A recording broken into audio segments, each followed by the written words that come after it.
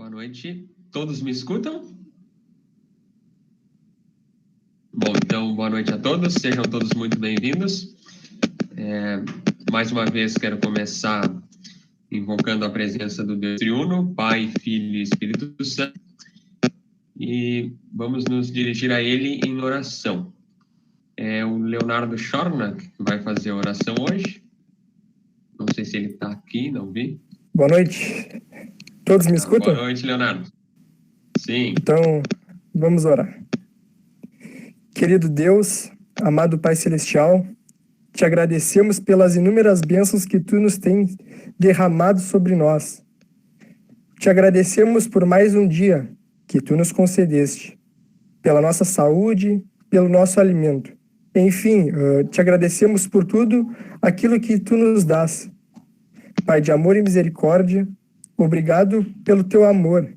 Muito obrigado pela salvação que Tu nos ofereceste e garantes em Teu Filho, Jesus Cristo. Fica conosco, continua nos abençoando e protegendo.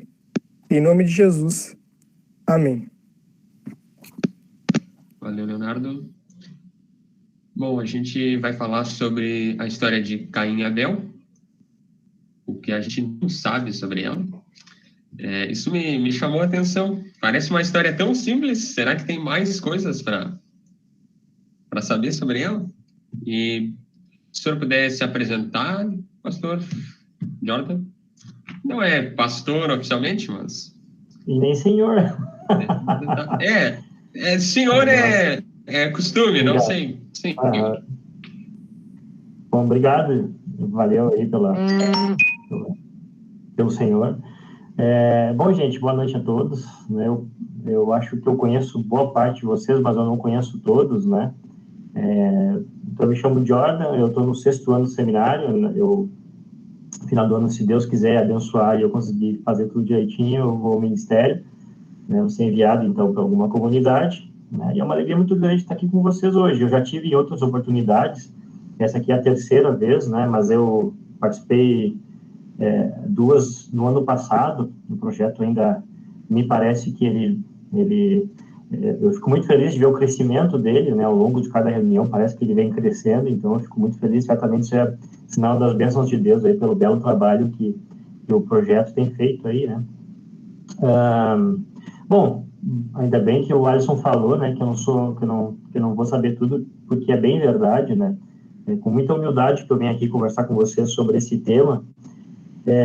Quando o Alisson me convidou para participar aqui dessa terça-feira, eu sempre sou chato para escolher tema, eu sempre demoro a escolher tema. Ele pode dizer com mais propriedade, mas eu sempre digo, me dá um tema aí que daí eu faço. Porque toda vez que eu tenho que elaborar um tema, eu perco mais tempo pensando no tema do que produzindo.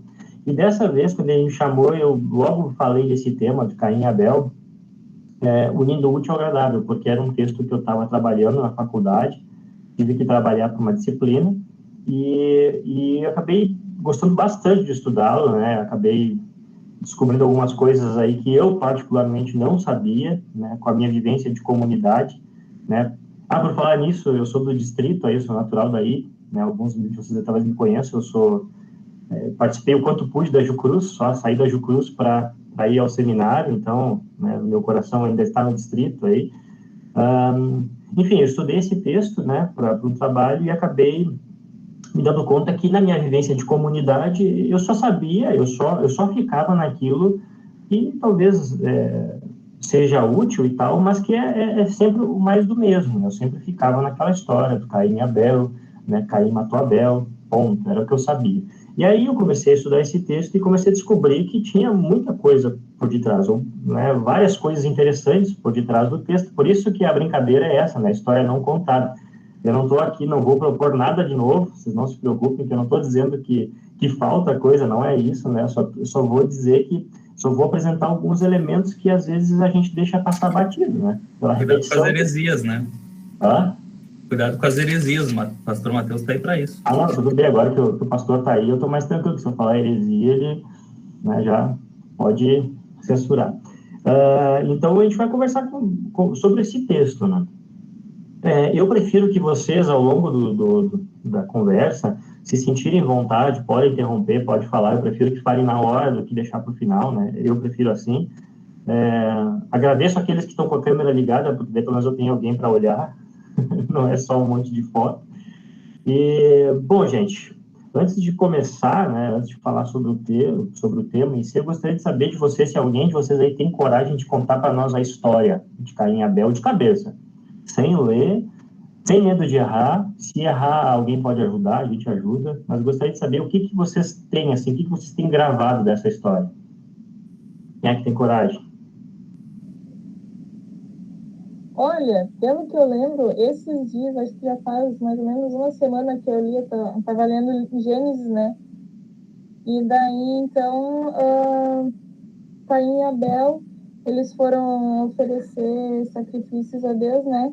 Daí agora, eu não lembro, acho que é o Caim, que foi lá e pegou os frutos, as verduras, e ofereceu a Deus. E daí Abel foi lá no meio dos bichos, dos animais, e pegou o carneiro mais novo e ofereceu a Deus. E daí Deus se agradou do sacrifício de Abel. E daí, então, Caim ficou bravo com isso e mentiu para Deus, dizendo que ele não sabia onde estava Abel, e no caso, ele tinha matado, quer dizer, ele tinha matado Abel. Legal. Alguém tem algum complemento a fazer? Alguma coisa que a colega deixou passar? Obrigado, Luísa. Ninguém tem nada para falar? Não? Então tá. O que eu queria saber é o que fica gravado na nossa mente, né? De tanto a gente ouvir essa história se repetir em nossas comunidades, né? Esses elementos são de fato o mais importante, né, da história. É a história em si, isso que a Luísa, se foi ela que falou, né, isso que ela contou, né, é a história em si.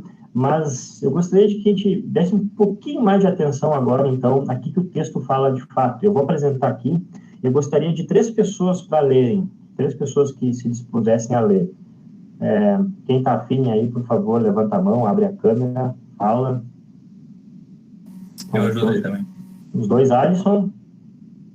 Mais alguém?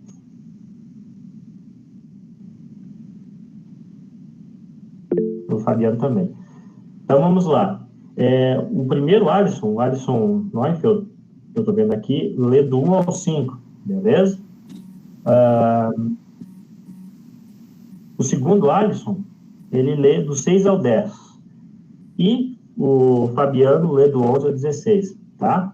Eu estou usando aqui a versão NAA, a Nova Almeida atualizada. Você, se tiver aí na mão com outra versão, tudo bem. Elas não têm grandes diferenças, ela tem diferença no seu jeito de escrever, mas o conteúdo é bastante parecido, então não faz tanto mal. Mas eu prefiro a NAA porque foi a que eu tenho usado, né? Então, enfim, vamos lá? Alisson, do 1 ao 5, por favor. Adão teve relações com Eva, a sua mulher. Ela ficou grávida e deu à luz a Caim. Então ela disse: adquiri um varão com auxílio do Senhor. Depois deu à luz a Abel, irmão de Caim. Abel foi pastor de ovelhas e Caim foi agricultor. Aconteceu que, ao fim de um certo tempo, Caim trouxe do fruto da terra uma oferta ao Senhor. Abel, por sua vez, trouxe das primícias do seu rebanho e da gordura deste. O Senhor se agradou de Abel e de sua oferta, mas de Caim e de sua oferta não se agradou. Caim ficou muito irritado e fechou a cara. Então o Senhor lhe disse: por que você anda irritado? E por que essa cara fechada? Se fizer o que é certo, não é verdade que você será aceito? Mas se não fizer o que é certo, eis que o pecado está à porta, à sua espera. O desejo dele será contra você, mas é necessário que você o domine. Caim disse a Abel, seu irmão: vamos ao campo. Estando eles no campo, Caim se levantou contra Abel, o seu irmão, e o matou. O Senhor disse a Caim: onde está Abel, o seu irmão? Ele respondeu: não sei, por acaso sou o guarda do meu irmão?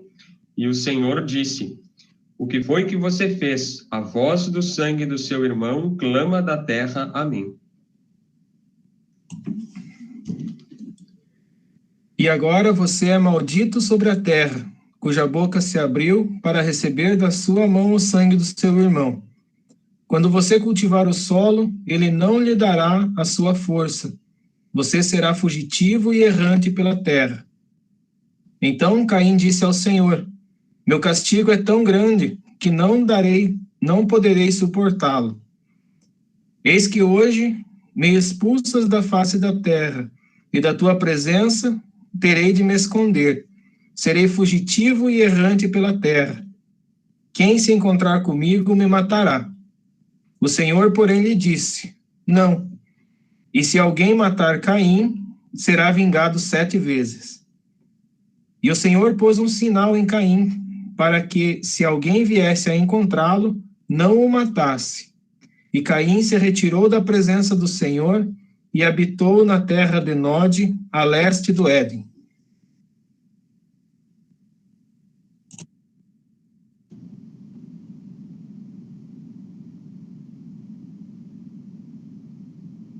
Muito bem. Obrigado. Já que o Jordan pediu para interromper quando a gente tivesse dúvida, tem uma dúvida. Ali fala que Caim ia ter uma marca, né? Para as outras pessoas que vissem ele, como é que fala? Não matassem. Isso. Mas quem seriam essas outras pessoas? Não tinha só Adão e Eva e Caim agora?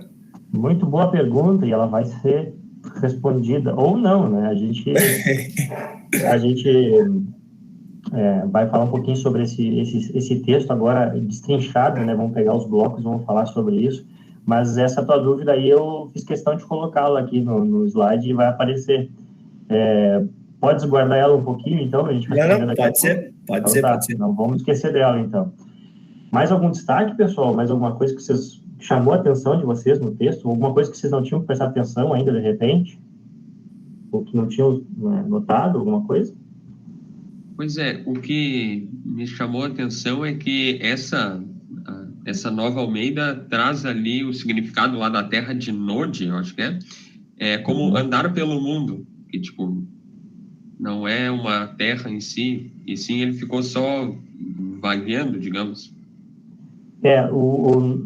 Outra coisa que também está aqui, mas essa não é tanto, não é tão importante, na verdade, o versículo 16, ele até pode ser deixado de lado, porque Nod, na verdade, Nódio, enfim, não sei como é que é a pronúncia, a raiz dessa palavra, né, a origem dela, está numa palavra hebraica que significa vagar, né? Então, sim, pode ser uma terra simbólica, né, como se ele tivesse ficado vagando, né, como se ele fosse errante.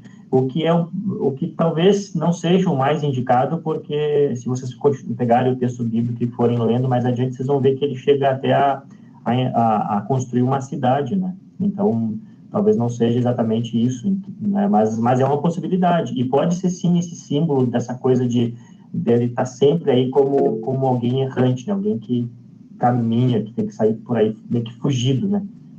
Mais uma? Que me chamou a atenção foi o versículo 6 e o versículo 7, né?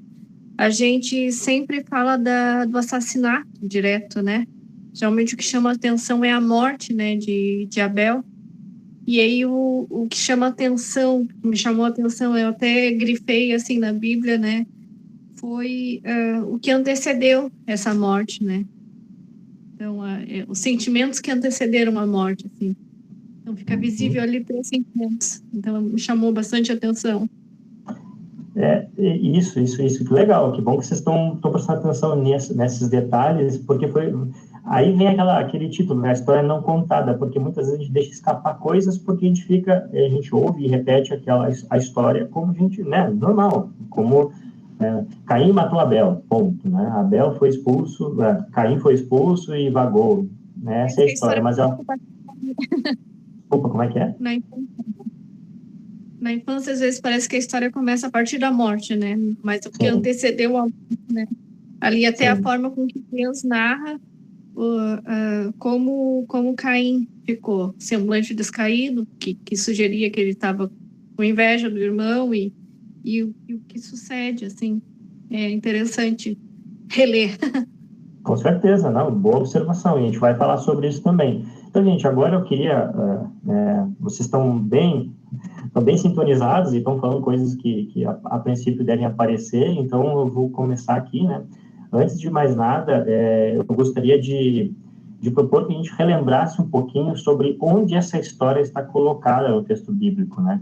Isso é muito interessante quando a gente pega um texto bíblico para ser estudado, a gente tem que dar uma observada na sua localização. Tu não pode ignorar o que vem antes, o que vem depois, porque ela faz parte de uma unidade, né? E esse episódio, ele é bastante interessante porque não tem muita coisa que veio antes dele. Normalmente, o que vem antes é mais importante, porque vai dando ali a base para tu entender o que vem depois. Mas nesse texto aqui vem pouca coisa. Então, eu gostaria de rapidamente, sim, só lembrar para vocês o contexto, né? O que veio, o que antecede, o que segue esse texto, então, né? Bom, Gênesis 4, nós estamos falando de Gênesis 4. O que veio antes de Gênesis 4? Gênesis 1. E Gênesis 1 nós temos, então, a criação. Isso é importante, porque a criação, como nós bem sabemos, Deus fez e tudo era muito bom, né? A criação, então, foi feita na sua perfeição por Deus, né? Isso é o capítulo 1, mas a gente sabe que isso não permanece. Tudo deveria ter ficado assim, muito bom, perfeito, mas a gente sabe que isso não acontece. Então, logo depois, nós temos ali a queda, Gênesis 3, né, com a queda do ser humano, né, o pecado, né, o sin é pecado, em inglês, o pecado entra no mundo, né, e nada mais justo do que logo depois do pecado nós já temos aí um relato brutal, né, que é o Caim e Abel, é um relato brutal. Talvez por isso que a gente se apegue tanto ao episódio da morte, porque de fato é uma coisa, assim, que enoja a gente, né? Poxa, o cara mata o irmão dele, né? Simplesmente porque tava com birrinha, tava chateado, né? Então, a queda, né?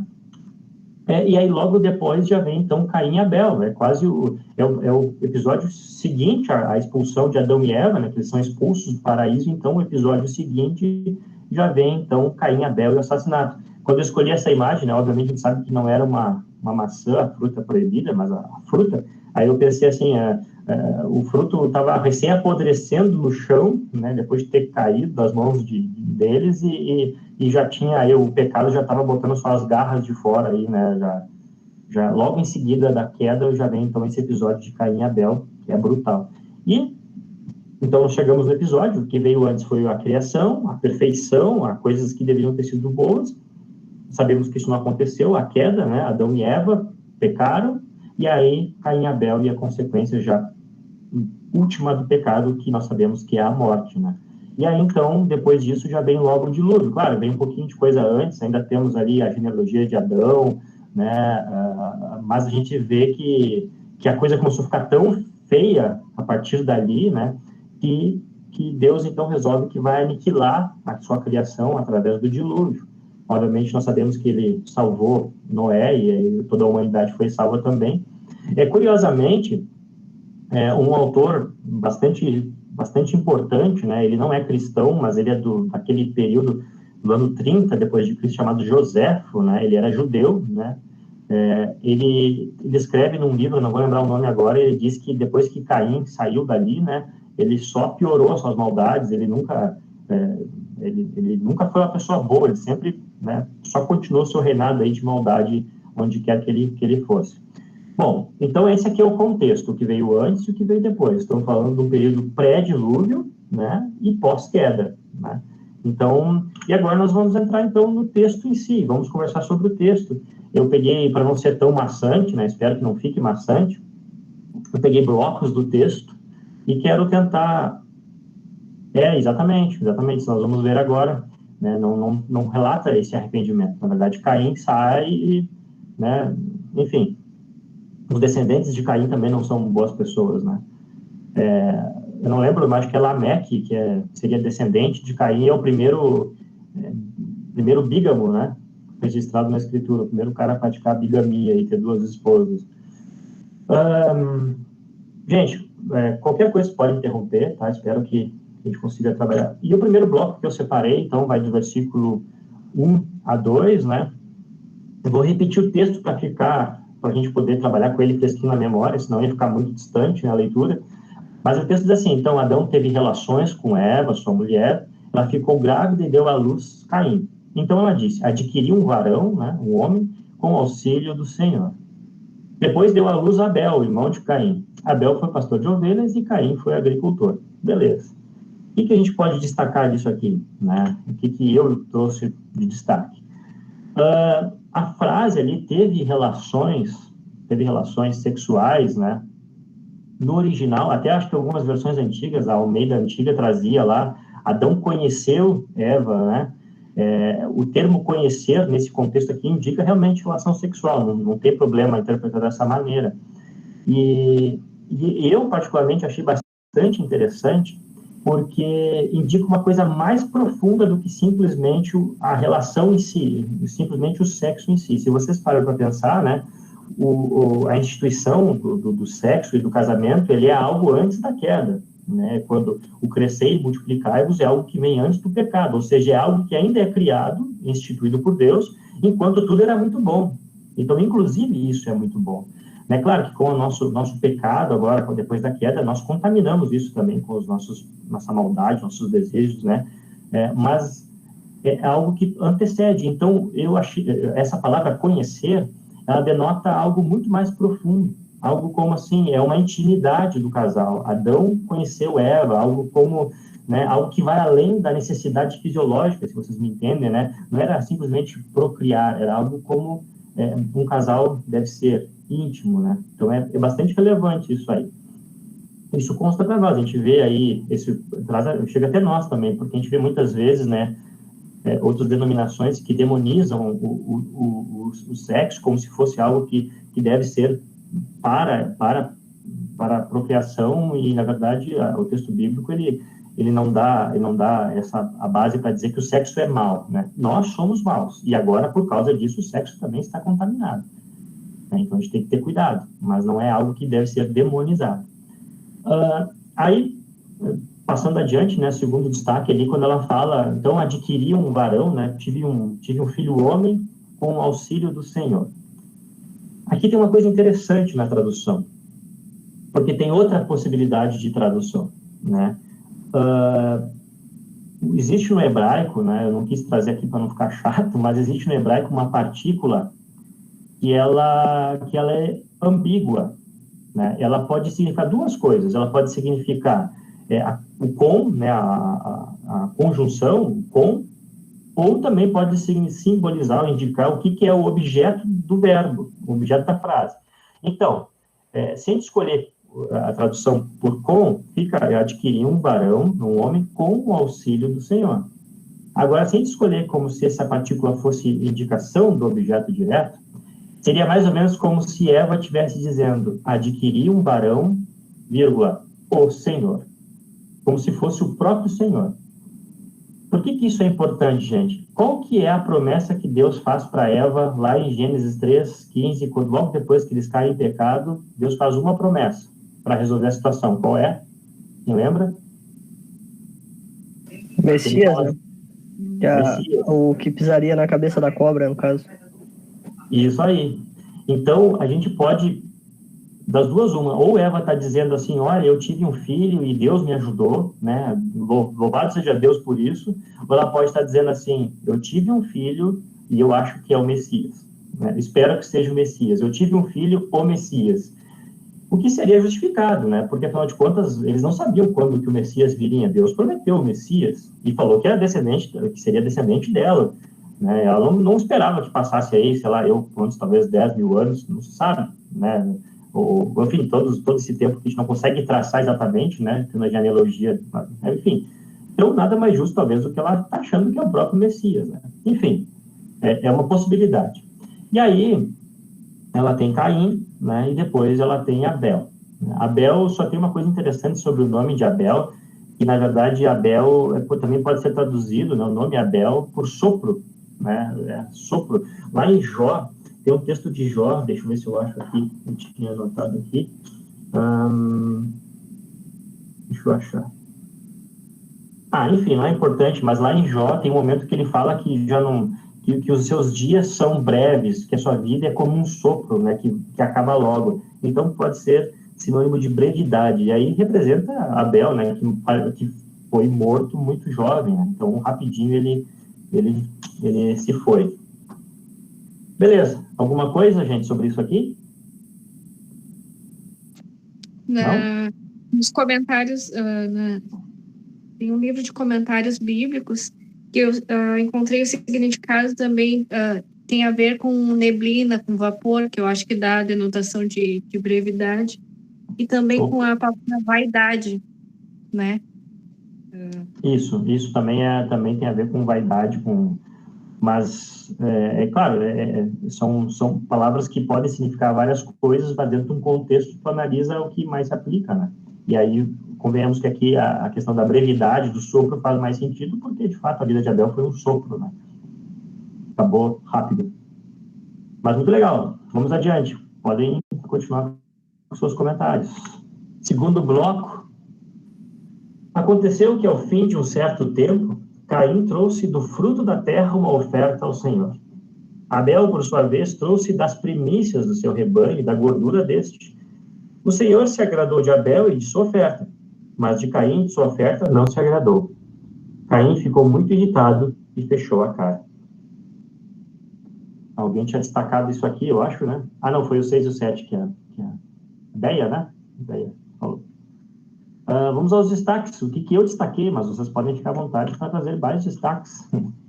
Bom, Caim trouxe dos frutos da terra, né? Vocês notem o contraste entre Caim e Abel. Caim trouxe frutos da terra. A NTLH, a outra versão, ele vai até dizer assim, trouxe alguns frutos da terra. Né? Não tem menção de algo especial, ele não separou nada diferente, não pegou nada de melhor, ele pegou o que ele tinha ali e foi lá e ofereceu. E talvez o mais interessante disso tudo é que isso aqui não tem ordem de Deus para isso. Vocês podem revirar ali Gênesis até o episódio de Caim e Abel e não tem nenhum momento Deus dizendo assim, façam isso. A lei de ofertas, a lei cerimonial, vem bastante depois. E talvez Deus só estivesse já, então, regulamentando aquilo que já existia. Eu penso que se Deus tivesse dado uma ordem anterior, seria importante demais para deixar sem o registro. Então, eu acho que isso aqui parte, na verdade, do ser humano. E se vocês pararem para pensar, né, gente, o nosso coração, de certo modo, ele tem um desejo, assim, de tentar agradar o divino, né? A gente tenta agradar a Deus de diversas maneiras, assim, sempre com aquela intenção de puxa, Deus, dá uma olhadinha especial para mim, né? Olha, eu acho que eu mereço, né? Olha o que eu estou fazendo, né, gente? Mereço, né? Trouxe aqui algumas coisas aqui. Se vocês pegarem outras culturas, por exemplo, né? Quem gosta aí de seriado, né? Eu gosto muito de seriado, e pegarem culturas vikings, nórdicas, culturas pagãs em geral, mesmo eles também têm essa necessidade de agradar o divino, oferecendo sacrifícios, né, inclusive de gente, enfim. Então, é uma coisa que falta no ser humano por causa do pecado, né? Nosso coração, ele sente que faz falta algo maior, ele sente que ele deveria agradar o divino, não necessariamente o nosso Deus, mas algum Deus, e ele então parte nessa tentativa aí, muitas vezes frustrada, de agradar a Deus. E aí vem o contraste, né? Então, Abel trouxe as primícias, ou seja, os primeiros frutos, né, do seu rebanho, os primeiros nascidos. Não sei se necessariamente quer dizer que foi o primeiro nascido, mas o termo indica que ele separou uma parte muito especial. E ele escolheu também a gordura destes. Ele pegou, sabe aquele bezerro que ia dar um baita no churrasco, assim, novilho, sabe? Que ia pegar, assim, gordinha, que ia ser um baita no churrasco. Ele pega e esse é que ele oferece para Deus, então. O termo gordura aqui, ele é usado justamente nesses textos para indicar a melhor parte, até a própria mitologia que existiu na volta do povo, depois do povo hebreu, né, entendia que o alimento dos deuses era a gordura. Lá em Isaías 25, tem uma visão do paraíso, né? Isaías está narrando ali como se fosse um texto poético, dizendo do paraíso, e ele fala que no céu, então, haverá banquetes com carnes gordurosas e com tutanos, né, como se, né, algo... A melhor parte da carne é essa, né? Então, Abel, de fato, ele separa a melhor parte. Isso tem que ser dito, tá? E aí Deus aceita a sua oferta, a oferta de Abel, só que não aceita a de Caim. E a minha grande pergunta é, então, por quê? Por que vocês acham? Agora gostaria de ouvi-los. Olha, Oi. eu não tenho certeza. Foi ao mesmo tempo. Eu não tenho certeza, assim, mas nos slides anteriores tu colocou a foto de Caim ali, e na novela da Record, pareceu que Caim fez, assim, de mau agrado, como se fosse obrigatório fazer aquilo, sabe? Pegou, assim, de qualquer jeito e ofereceu lá e... deixa lá, e vamos ver se Deus vai se agradar ou não. E já Abel não, foi lá, se dedicou. Ele até na novela, ele até para olhar assim, mas o meu tá um cordeiro mais bonito, né, e gordo, e então aí ele pensou bem e aí ele pegou, né. Eu acho que é por isso, assim, uma coisa dedicada realmente, né. Acho que, sei lá, pode ser que muitas vezes a novela enfatiza bastante, mas acredito que seja por isso. Gente, Douglas primeiro. Eu pensei em duas possibilidades enquanto tu ia explicando aí. Pensei na possibilidade de como ele era agricultor, né? Ele talvez não teria algo muito bom para oferecer. Mas depois, conforme tu foi explicando, eu pensei na possibilidade dele não ter pegado o melhor que ele tinha. Por isso que talvez Deus escolheu o de Abel, não que escolheu, mas ficou feliz com Abel, porque Abel estava dando a melhor parte do rebanho dele, né? Enquanto talvez ele não tivesse muitas coisas boas, mas ele não escolheu a melhor que ele tinha. Talvez, é o que eu pensei, né? Pela tua explicação. Partir de onde ele não tinha muitas coisas boas, mas depois eu vi que, então, mesmo ele não tendo essas coisas boas, na época, ou poderia até ter, né? Na época da produção, ele não escolheu as melhores das que ele tinha. Boa, isso aí. Mais alguém te levantou na mão? Pode falar? Como foi um versículo que me chamou a atenção, assim, já no início, né? O 6 e o 7 ali, que fala sobre o sentimento dele após Deus não ter se agradado da oferta, né? Eu acho que tem um pouco a ver com o que ele estava sentindo, porque a pergunta que Deus faz, assim, se procedes bem, não é certo que serás aceito. Então, quer dizer que Deus conhece o teu coração. Então, lá dentro, o Caim sabia que o sentimento dele não era um sentimento bom. Ele sabia internamente que ele não estava procedendo bem.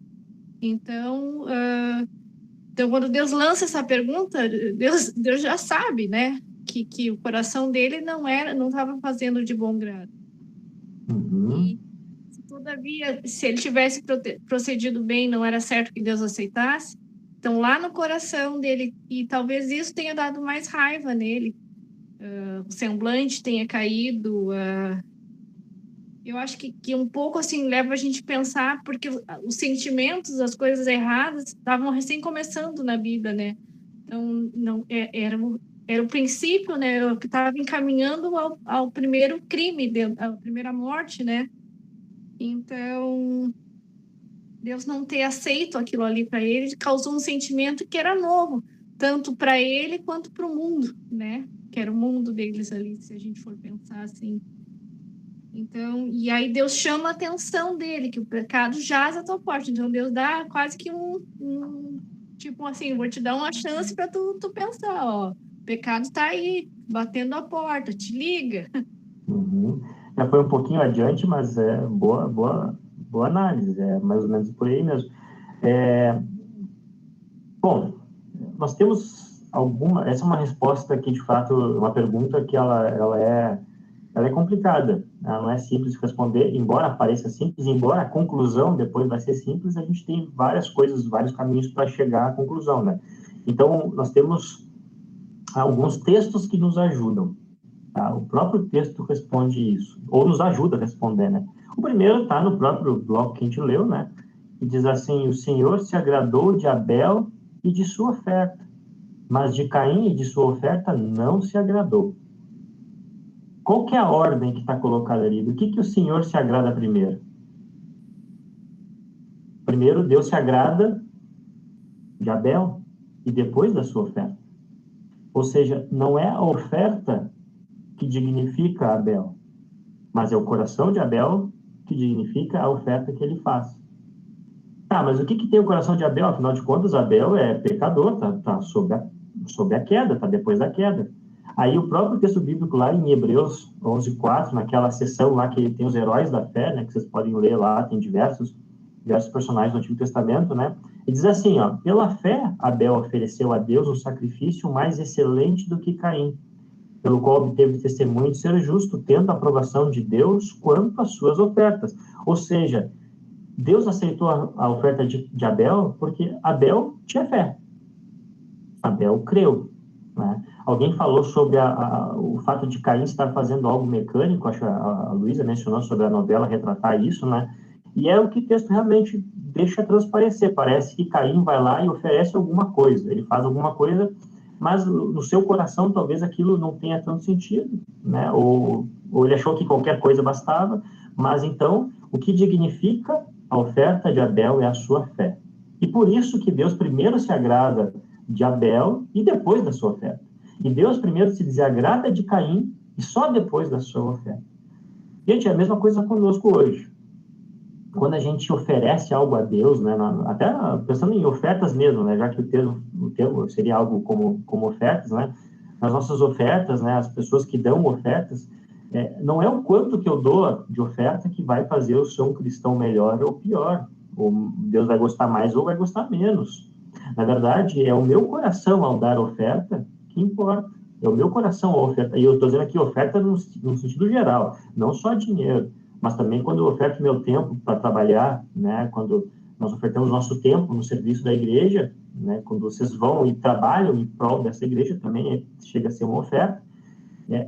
Não é o que vocês fazem que torna aquilo agradável a Deus, mas é aquilo que vocês têm no seu coração, que é a fé. Mesma coisa que Abel.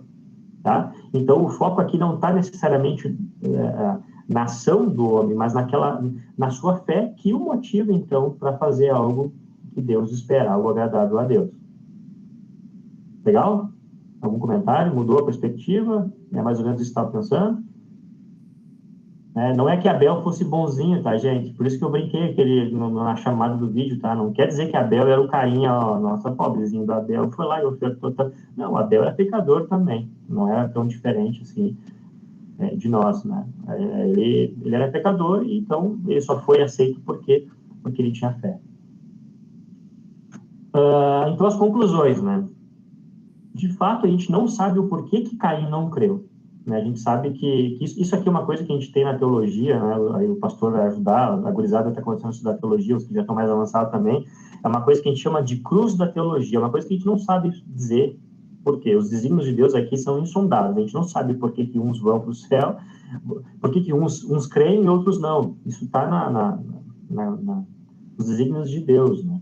Porque se nós cremos que é o Espírito Santo que motiva a fé em nós e que nós não participamos nada na nossa conversão, nossa salvação, então, por que uns não são salvos? A gente não sabe por que Abel creu e Caim não. Mas, de fato, Abel, por crer, ele sim dedicou o melhor que ele tinha, né? O Douglas falou, Caim poderia não ter muitas coisas boas, mas ele certamente, dessas coisas, tinha algo melhor que poderia ter oferecido, e ele não fez. Né? Então, Abel, nesse sentido, dedicou. Então, o que eu falei antes, né? O diferencial entre os irmãos, na verdade, foi a fé, né? Então, o que fez Deus aceitar não foi o que, mas quem, né? Beleza, adiante, se não tem mais comentários. E aí vem o que a Béa estava falando, né? Esse versículo 6 e 7, né? Que é quando Deus, então, interpela Caim, né? Ele fala assim, então o Senhor lhe disse, por que você anda irritado? Falando a Caim, tá? E por que essa cara fechada? Se fizer o que é certo, não é verdade que você será aceito? Mas se não fizer o que é certo, eis que o pecado está à porta, à sua espera. O desejo dele será contra você. Mas é necessário que você o domine. Deus deu aí um jeito, deu uma opção, né? Tipo, tem o jeito certo e o jeito errado, né? E Caim tinha que optar por algum deles. E aí, os destaques, né, que nem alguém mencionou, né, essa primeira frase, o Senhor lhe disse, é muito importante. Deus vem e tenta um diálogo. Deus chega, eu não sei como é que foi, a gente não sabe como é que foi, mas eu imagino assim que Deus chega de alguma forma bem sutil, né, tenta um diálogo, conversa com ele assim, pô, Caim, qual é? Tenta fazer ele perceber o erro, né? Curiosamente, aqui é a primeira vez que o termo pecado aparece na escritura, né? E aí Deus então vem e diz, ó, Caim, o pecado está aí, né? É uma fera que está à porta, tem que dominar essa fera aí. No fundo, quem devia estar bravo com outra pessoa era o próprio Deus, né? Caim que faz a bobagem, que faz o negócio mal feito, e ele que fica bravo, né? E Deus ainda assim, tipo, né, vamos dizer assim, engole, né, entre aspas, engole o orgulho, e ele próprio vai e procura o ser humano, fala com Caim, assim, imagino que até de maneira bem macia, assim, não parece ser algo muito ríspido, parece que é algo até meio conselho mesmo, meio parceria, né? Aqui a gente não deve pensar também que Deus está dizendo assim, ó, Caim, vai lá e agora com as tuas próprias forças luta contra esse pecado, né? Na verdade, Deus, pelo fato de se colocar ao lado de Caim e falar com ele já dá uma dica, né? Tipo, Caim, tô aqui, né? Pensem vocês em amigos que vocês têm que vêm dar conselhos, né? Normalmente, bons amigos que dão conselhos e assim, não, e no que tu precisar eu tô aqui, né? A mesma coisa Deus, ele se coloca ao lado justamente para ajudá-lo nessa missão aí, nessa luta que ele teria contra a fera que estava à porta. Isso ainda acontece um pouco conosco hoje, né? Eu não sei se alguém aqui, né, acho que o Alisson com certeza, alguns aí talvez estivessem, a Luísa, acho que eu lembro também, não sei se alguém aqui estava quando eu fiz aquele estudo sobre a culpa, né, e eu mencionei sobre a consciência, o que era a consciência, alguém lembra o que é a consciência ou não? O que nós pensamos da consciência? Essa é difícil, né? Então, nós cremos que a nossa consciência, desde que não seja uma consciência martelada pelo pecado, né? Uma consciência que acusa quando nós estamos errados, ela é uma ferramenta de Deus para nos ajudar a perceber os nossos erros, né? Isso aí, Asa, lembrei, verdade. A consciência é como se fosse uma ferramenta que Deus usa, então, para nos indicar. Normalmente, quando a nossa consciência nos acusa de alguma coisa que está errado, né? Tipo assim, vai dizer que não é, quando a gente está lá com aquele pecadinho assim, a gente sabe que é errado, mas a gente está prestes a fazer, não vai dizer que não tem uma coisinha assim na nossa cabeça, assim, cara, não faz isso. Poxa vida, sabe que isso não está certo. Né? A gente tem duas opções, a gente, né, pode... o pecadinho, esse pecadinho preferido mesmo, né? Esse aí que a gente insiste, desde que a consciência não esteja cauterizada, que a gente chama que é quando a gente pratica tanto uma coisa que aquilo deixa de parecer errado, né? Mas quando a consciência está saudável, ela fica nos avisando, né? Pô, não faz isso, cara. Luta contra isso aí. Então a gente considera isso como uma ferramenta de Deus, né? Que com o auxílio do Espírito Santo até nos ajuda a vencer as tentações. Não quer dizer que nós vamos ser perfeitos. Não quer dizer que nós vamos conseguir sempre. Mas nós ganhamos certas ferramentas para lutar contra isso. E aí, apesar disso tudo, dessa tentativa de Deus vir falar com Caim, tentativa não, de fato de Deus falar com Caim, o Caim fica ali quietinho na dele, faz um silêncio. Poxa, nem um obrigado, nem um beleza, Deus, vou ver, beleza, Deus, vou ver o que eu faço, deixa comigo, né? Nada. Né? E o texto parece indicar, então, que Caim, de fato, estava com o coração endurecido, quem sabe até já decidido a fazer o que faria, né? Já estava algo assim massificado dentro dele, que ele não em nenhum momento pensou em não fazê-lo. Né? É isso. Mais alguma coisa, algum comentário aqui sobre esse bloco? Não, eu só me lembrei também dos mandamentos que Deus entregou a Moisés depois também, né? Do mesmo jeito que ele tentou conduzir Caim, né? Os mandamentos são isso também, né? Na verdade, os mandamentos não são 10 proibições, não são leis que, tipo, nos negando de viver a vida a bel prazer, mas são, na verdade, os caminhos, né? Deus, não adultere. Vai por aqui, cuide da tua esposa, né? Trate bem ela, né? Não matarás, cuide bem do teu corpo, essas coisas, né? Deus, na verdade, Deus quer nos conduzir com carinho quando ele traz os 10 mandamentos a Moisés e ao povo, né? E acho que aqui ele tentou fazer a mesma coisa com Caim, né? Na verdade, acho que ele né, que nem tu faz essa pergunta, quem deveria estar irado? Deus tinha o direito de estar irado com Caim, mas não, ele quer o seu povo junto dele, né? E aqui também me faz de novo perceber da nossa condição a condição do livre-arbítrio, que realmente nós não, perante Deus, assim, a gente está sempre tentando nos afastar, né? Deus nos chama e, como tu disse, a consciência e o Espírito Santo querendo nos chamar para junto dele de novo.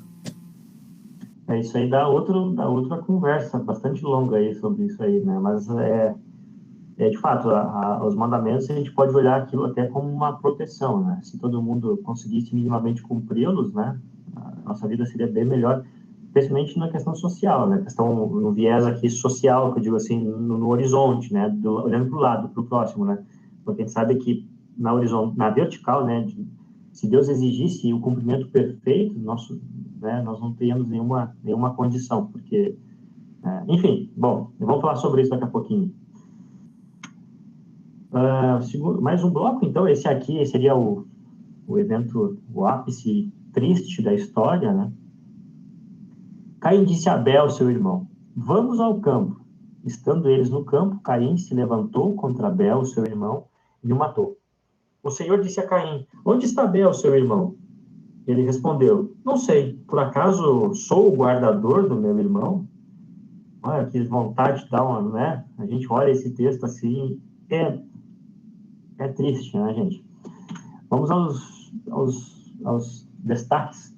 Bom, o fato de Caim falar para Abel, vamos ao campo, né, ele qualifica aqui, ele transforma num assassinato qualificado e premeditado. Qualificado, eu pesquisei, tá, gente? Qualificado é porque Caim matou por um motivo, né, ele premeditou e matou por causa de um motivo. Então, um assassinato aí qualificado e premeditado.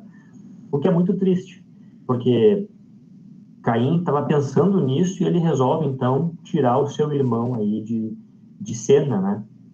Vamos ao campo. Ele tirou do convívio de quem estava aí na volta e lá no campo, então, ele matou. E o relato é bruto, né? Caim, estavam eles no campo, levantou-se Caim contra Abel e o matou. Eu acho que isso aqui é um jeito do texto dar uma brutalidade ao evento. É simples assim, né? Caim já estava tão consumido pelo pecado que simplesmente chega lá e executa o seu irmão. Beleza, essa é a parte triste, né? Todo o texto é bastante triste, mas agora o que vem depois é um pouquinho mais interessante, eu penso assim, que Deus novamente aí vai lá e procura o homem, né? Caim, onde está Abel, teu irmão? Eu imagino que seja assim que Deus tenha chegado para ele. Vocês não conseguem lembrar de nada parecido que Deus tenha feito antes? Lá em Gênesis 3, quando Deus já sabia da burrada que Adão e Eva tinham feito, né? E Deus faz o quê? Chega metendo a voadora, chega lá jogando raio, trovão. Adão, cadê você? Onde é que vocês estão? Aí Adão vai lá e fala assim, eu ouvi tua voz aqui no jardim, porque estava nu, fiquei com medo, com vergonha e me escondi. Aí Deus, mas quem te contou que você estava nu? Por acaso tu comeste da fruta que eu proibi que comesse? Ou seja, olha só, temos mais uma... Peraí, só um minutinho, que agora eu vou ler aqui que... Olha só. A Mayara se empolgou aí. Se empolgou, triplamente qualificado. Isso aqui eu vou guardar para mim. Mas então Deus vem, né, e mansamente conversa com Adão e com Eva. Ele não chega, né, ele sabe do que aconteceu. Mesma coisa agora. Deus sabe onde está Abel, né? E olha, é brutal. Abel está morto lá no campo, está lá o corpo, né, como alguém falou, ocultado ou não, mas de fato ele está lá jogado em algum lugar. E Deus ainda assim ele vem com uma pergunta retórica, com uma tentativa de fazer Caim aí se dar conta do seu erro. Talvez o que Deus esperava nesse momento fosse assim, um Caim que se jogasse de joelhos e dissesse assim, olha, fiz bobagem, não consegui dominar meu pecado e estou arrependido, me perdoa. E talvez seja isso que Deus esperava de Caim, só que a gente vê que na verdade isso não acontece, né? E aí vem a sua resposta e na verdade é até um contraste, com Adão e Eva. Talvez o pecado ele foi se acentuando, né? Brincadeira, ele sempre foi grave, né? Mas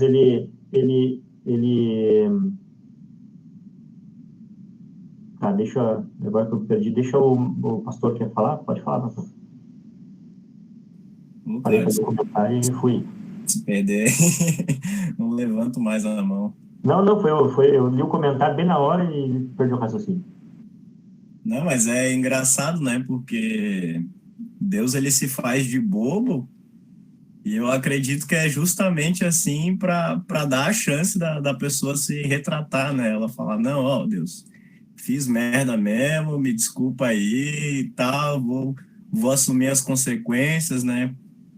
Deus, que nem te falou, não chega na voadora, não chega metendo um raio, né? Pô, Deus é Deus, ele sabe o que aconteceu, né? E é engraçado que Caim parece que não entende isso direito, né? Porque ele ainda bota uma desculpa ali, né? Ele fala, eu sou lá babado do meu irmão, né? Como assim eu vou saber, né? Então, tipo, ele não estava arrependido e ainda estava querendo se esquivar, né? Bem burrinho. Não, eu imagino o tom dele, né? Eu não sei, eu sou bastante imaginativo quanto a isso, daí eu imagino Deus assim, cadê Abel?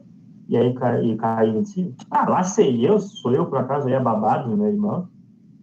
Na verdade, é uma resposta bastante grosseira até, de certo modo, especialmente porque é Deus que está falando contigo, né? E o cara, realmente, ele não se dá conta disso, ele não tá com o coração tão fechado que acho que ele realmente não consegue enxergar. E aí vem o contraste com os pais dele, porque na pior das hipóteses, apesar de ter feito tudo aquilo que fizeram, né, comido a fruta proibida e desobedecido a Deus, Adão e Eva são relativamente humildes nas suas respostas.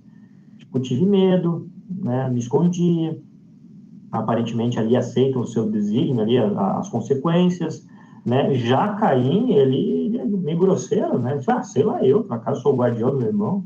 E aí, um estudioso, não vou lembrar o nome dele, ele disse que na verdade, apesar de toda essa dureza do coração, essa frase aí foi certeira, e essa pergunta de Deus, e fez com que ele lembrasse do que tinha feito, porque no hebraico, no português não fica tão legal, mas no hebraico o texto optou por registrar o eu, né, lá no final da frase. Parece que Caim não queria conectar, não queria chamar atenção para si. Por exemplo, assim, quando eu falo, eu sou o guardião do meu irmão, por acaso, eu estou dizendo, eu estou chamando atenção para mim, né? A construção original seria assim, sou o guardião do meu irmão, eu. Tipo, o eu vai ficando lá pro final. Né? Parece que Caim está querendo tirar o foco dele e empurrar, talvez até para Abel, que tivesse sumido. E aí também volta lá no Gênesis, né? Como vocês vejam que quando Deus fala, Adão, comeu da fruta? Ele diz, mulher que tu me deste, né? Aí Deus fala com a mulher, Eva, mas a serpente, né? Ou seja, a culpa, no final das contas, é de Deus que criou a serpente, né? Então, enfim, o ser humano sempre vai lá e procura alguém para culpar, né? Ela nunca é culpa nossa, sempre o outro. Ali tem um comentário do Fabiano Schramm. Não é à toa que é o maior homicídio da história, matando 25% da população mundial. Tá, e aí, já tinha outras pessoas ou ainda eram quatro? Isso aí, calma, nós vamos chegar lá. Não, já tinha outras pessoas assim, né? Embora fossem todos família, mas já tinha outra pessoa assim. Tanto que o relato fala que depois ele pega a sua esposa, então ele sai, né? Então não é só eles, não. Mas de fato, é grave. Nós vamos conversar agora sobre esse versículo, acho que é o próximo bloco, né? Não, é no próximo ainda, tá? Nós vamos chegar lá. Penúltimo bloco, se eu não me engano, o antepenúltimo, diz assim, e o Senhor disse, aí, né, quando se resolve dizer que já sabia o que tinha acontecido, ele diz assim, o que foi que você fez? A voz do sangue do seu irmão clama da terra a mim, e agora você é maldito sobre a terra, cuja boca se abriu para receber da sua mão o sangue do seu irmão. Quando você cultivar o solo, ele não lhe dará sua força, você será fugitivo e errante pela terra. Muito bem. O sangue do seu irmão clama. Isso aqui é interessante, gente. A forma verbal que é usada aqui é um particípio, né? E é um particípio presente, da ideia de algo que acontece continuamente. É como se o sangue de Abel estivesse clamando o tempo todo por vingança. O sangue de Abel clama da terra para Deus e clama por vingança. É algo constante. E aí, eu queria que alguém pegasse a Bíblia, que deve ter aí, talvez por perto, quem tiver aí, e abrisse lá em Gênesis 3, e lesse o versículo 14 e o versículo 17. Então o Senhor Deus disse à serpente: visto que isso fizeste, maldita és entre todos os animais domésticos, e o és entre todos os animais selváticos. Rastejarás sobre o teu ventre e comerás pó todos os dias da tua vida. 17. E a Adão disse: visto que atendeste à voz de tua mulher e comeste da árvore que eu te ordenara não comesses, maldita é a terra por tua causa, e em fadigas obterás dela sustento durante os dias de tua vida. Beleza. Alguém sabe a diferença entre a maldição?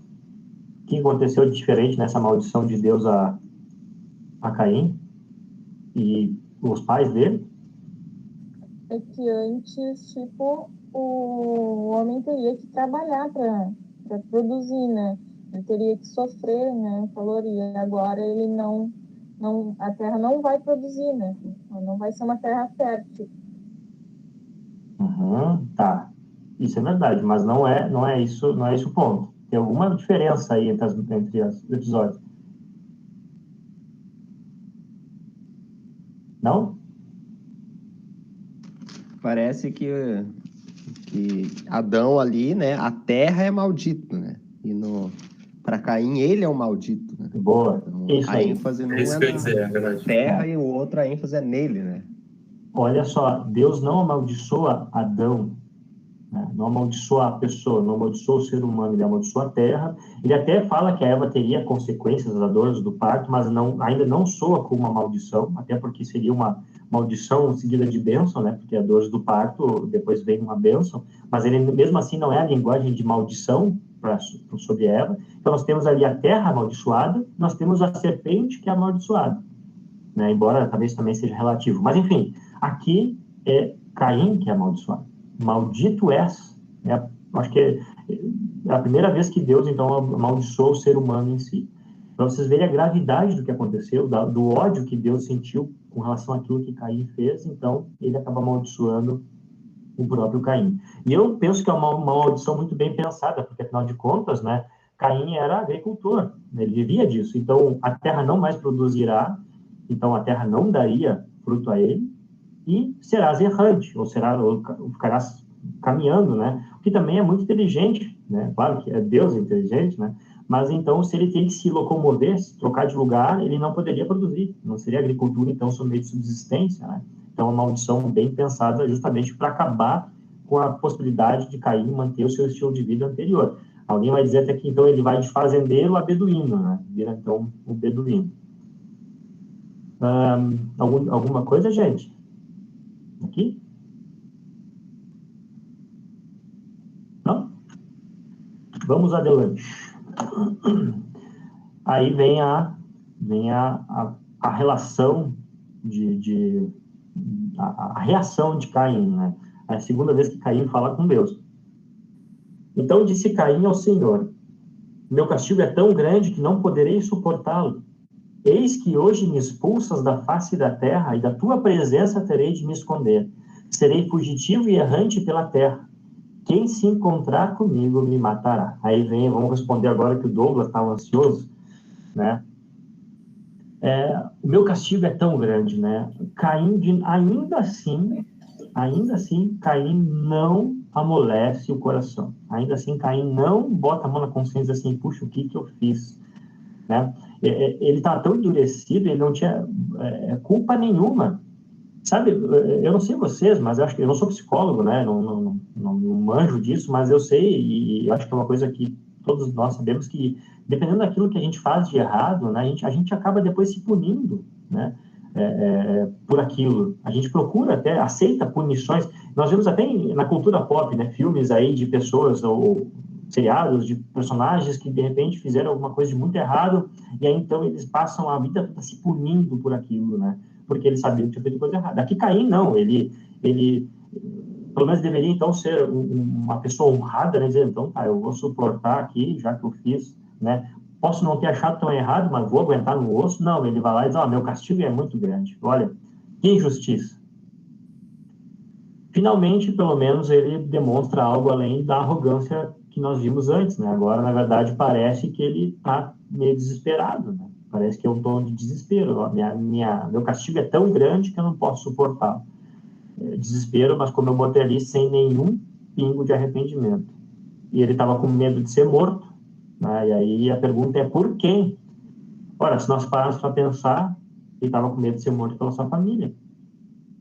Naquele contexto ali, nós sabemos que já existiam mais pessoas, mas todos eles descendentes de Adão e Eva, né?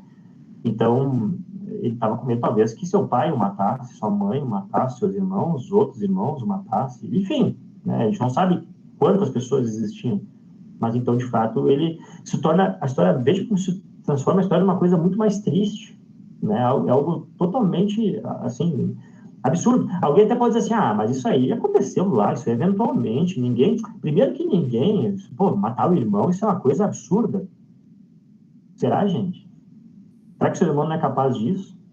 Quantas vezes nós vemos aí casos de pessoas que cometem crimes hediondos, terríveis? Recentemente, agora, não sei se vocês ficaram sabendo, eu nem pesquisei para não ficar chateado com isso, mas eu fiquei sabendo de uma mãe que joga o seu filho no rio e mata o filho no rio. Ora, o ser humano é capaz de fazer o que Caim fez? Claro que é, claro que é. Infelizmente, a raça humana, olha, de fato, se não é Deus chegar ao nosso lado, é perdição. É perdição, não tem jeito. O ser humano, ele, sabe, Caim, se for pensar numa questão, aí, ó, viu, semana passada, se for pensar numa questão social, eu digo assim, a questão da humanidade, esquecendo a relação com Deus, pensando aqui na humanidade. Caim, para ser o pior ser humano, falta muito. É claro que é brutal o que ele fez, é absurdo o que ele fez, mas, poxa, quantos outros seres humanos aí poderiam estar na fila antes dele, né? Então, o ser humano é capaz de qualquer coisa, não é tão absurdo assim. Que dirá, então, né, alguém querer vingar, não é? A gente não sabe o que aconteceria, mas a gente sabe que não é tão absurdo assim. Então é isso, está respondido, Douglas. Respondido não, na verdade tu comentou isso, né? De fato, a princípio, então, é dentro da sua família mesmo matar. Vamos adiante? E aí o último bloco, então, gente. O Senhor, porém, lhe disse, não, né? Ele está com medo de ser morto, né? Daí o Senhor diz não. Não, e se alguém matar Caim, será vingado 7 vezes. E o Senhor pôs um sinal em Caim para que, se alguém viesse encontrá-lo, não o matasse. E Caim se retirou da presença do Senhor e habitou na terra de Nod, a leste do Éden. Vingado 7 vezes aqui, provavelmente quer dizer, né, não é que seja 7 gerações, mas 7 vezes, no sentido de 7 vezes mais rigorosamente, né? Caim foi punido daquela forma e se alguém fizesse mal, matasse Caim, seria punido aí 7 vezes mais, com mais rigor. Aí, né, para adiantar, porque é menos importante, já falamos sobre Nod, né, o Nod, né, que é vagar, pode ser viver vagando, enfim. Mas aí vem mais um mistério desse texto, né, junto com o porquê de um sim e o outro não, né, vem o último mistério, eu acho que um dos mistérios aí bastante relevante, inclusive, desse texto, né. Essa marca e sinal que Caim recebe. A pergunta é, o que seria essa marca? O que vocês acham que é essa marca? Eu botei aqui nessa figura do Supernatural, eu não assisto, né, mas eu sei que tem uma função que essa marca simboliza uma maldição, que aparece. A cultura pop está cheia disso aí, né, cheia de essa coisa assim, Caim foi amaldiçoado. O que vocês acham que seria a marca? Podem chutar, podem dizer assim, o que vocês acham? Eu acho que foi um 666 no meio da testa dele. Bom chute. Boa possibilidade. Eu acho que era o brasão do Inter, né? Que o pessoal tinha pena. Essa realmente faz mais sentido que o 666. Né, gente? Na verdade é uma pergunta de bobagem aqui, de brincadeira. Um raio na testa, o Harry Potter da Bíblia, né? É uma pergunta boba que eu estou fazendo porque ninguém sabe o que essa marca representa. Na verdade, né, a gente não sabe nem sequer se era uma marca... Opa, Alisson. O Alisson tem a resposta agora. O Alisson vai falar e tem a resposta. Fala, Alisson. Não, eu estava digitando aqui E levantei a mão sem querer, mas até vou fazer um comentário. Aqui em Pelotas tem um senhor que tem o símbolo do Inter na testa. Você é descendente de Caim, então, ele? Será que Caim é imortal? Pode ser. Não, brincadeiras coloradas aí, tá, gente? Eu sou gremista não praticante, não sei de nada de futebol. Tá, então é uma pergunta, assim, que não tem resposta, a gente não sabe, o texto não fala o que é, não tem como descobrir. Já teve diversos absurdos que, quando eu estudei o texto, alguns autores traziam absurdos, né, ou citando absurdos que foram ditos. Então, teve gente que já disse que era um cabelo diferente, um penteado de cabelo, um penteado diferente. Teve gente que disse que foi uma tatuagem, eu tô lascado, então.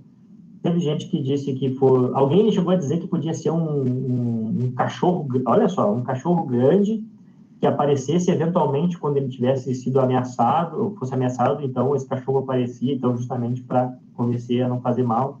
Outra pessoa sugeriu até que a gente poderia entender, né, porque a gente não sabe de fato como que essa marca não sabe onde ela foi, se ela foi colocada, né, ou não em Caim. A gente sabe que foi uma marca em Caim, mas depois a gente vai falar sobre isso. Mas, enfim, alguém sugeriu que poderia ser algo que aconteceu no momento que Deus falou, né, para mostrar que a promessa dele tinha valor. Alguém falou sobre um raio que poderia ter caído. Enfim, são especulações sem fundamento. A pergunta mais importante é: vocês acham que essa marca representa uma maldição ou representa uma bênção?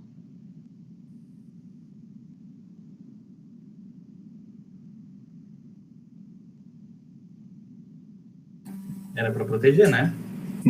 Pois é, eu ia dizer isso, se era para proteger, então... Vocês estão evadindo, a pergunta é bênção ou maldição? Acredito que seja uma maldição, porque eu acho que Deus queria que ele ficasse repensando cada vez mais no que ele tinha feito. Se alguém matasse ele, seria aquela coisa, né? Acabou. É claro que ele iria para o sofrimento eterno, né? Mas eu acho que era para ele ficar em terra, repensando naquilo, né? Para que isso se prolongasse, né? Até porque a terra seria maldita, né? Ele teria que sempre ficar vagando, né? Acho que isso faria ele repensar mais. Tá, muito bem. Peraí, o Douglas levantou a mão, mas antes eu queria ouvir, peraí, só um pouquinho. A Mayara disse que depende do ponto de vista. Quer falar sobre isso, Mayara? O que tu acha? Aí depois o Douglas fala. Ah, tá. Então tá, quer ir digitando enquanto o Douglas fala, então pode ser? Isso, bom. Aí, Douglas, contigo. Só para complementar ali o que o outro rapaz falou, que aquela marca, no caso, a partir daquela marca ele fosse excluído, né, do pessoal, o pessoal vai ver, eles não vão aceitar ele, né? E aí essa exclusão, viver sozinho, assim, a gente entra numa angústia que a gente vive agora durante esse Covid, assim, a gente sem sair de casa. Às vezes... Tá, mas veja bem, não é a marca que exclui ele. A maldição dele sair do convívio vem antes. Essa ordem dele sair não é com a marca, vem antes. A marca, ela vem posterior, não é a marca que faz com que ele saia, o que veio antes. Mas é uma boa, mas beleza, é isso aí. Tá. Vamos conversar. Vai, Fabiano.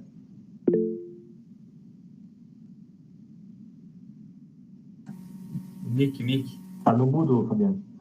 Queria dizer para você que essa maldição é bênção, Jordan. É uma maldição que é bênção. Porque se ele teve mais tempo, conforme foi dito antes, não lembro quem disse ali, sei que foi um aluno aqui do seminário, ele teve mais tempo, então Deus deu essa oportunidade, não tirando a vida, para que ele pudesse se arrepender. Então ele teve esse tempo para refletir, ele teve esse tempo onde a vida foi preservada com essa marca. Porque justamente ali ele sabia que ele ia morrer. Ele expõe isso para Deus voluntariamente, né? Eu vou morrer. Por tudo que eu fiz, eu sei que eu vou morrer. E Deus diz, não, você não vai morrer. Você vai ter uma marca que vai te proteger e você vai viver. Vai carregar a culpa, vai sofrer, com certeza, mas vai proteger a vida. Tá, legal. Boa. Agora a Mayara falou ali, deixa eu ver. A visão de Caim, enquanto não arrependido, era uma bênção para não ser morto pelo que ele fez, mas do ponto de vista da sociedade seria uma maldição, porque as pessoas sempre saberiam o que ele fez. Assim como ele sempre se lembraria daquilo, podem vir a se arrepender do dia. Tá. Ok, vai mais ou menos, acho que vai mais ou menos junto um pouquinho de cada visão aí que foi dita até agora.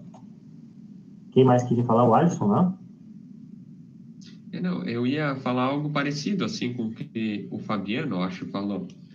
Que eu penso que se ele matou o irmão, certamente logo alguém ia querer vingar, e certamente ele morreria logo. E Deus, pondo essa marca nele, ele teria a chance de viver mais tempo e, quem sabe, buscar o arrependimento. No caso, ele não buscaria, porque imagino que é o Espírito Santo que vai mover isso, mas... Tá. Então, vocês veem do ponto de vista de bênção, se dá mais tempo para ele se arrepender, né? É isso, essa é a bênção que vocês estão... Em suma, é isso, né? É o que eu entendi. Mais algum comentário? Bom, deixa eu ver aqui, peraí que eu saí da tela. Opa. A questão é, Deus deu uma marca para Caim. Esse aqui é muito importante. Isso aqui é realmente muito importante, porque se nós olharmos dentro do contexto, é uma proteção que Deus está dando a Caim. Né? A gente não sabe se Caim se arrependeu, a gente não sabe se Caim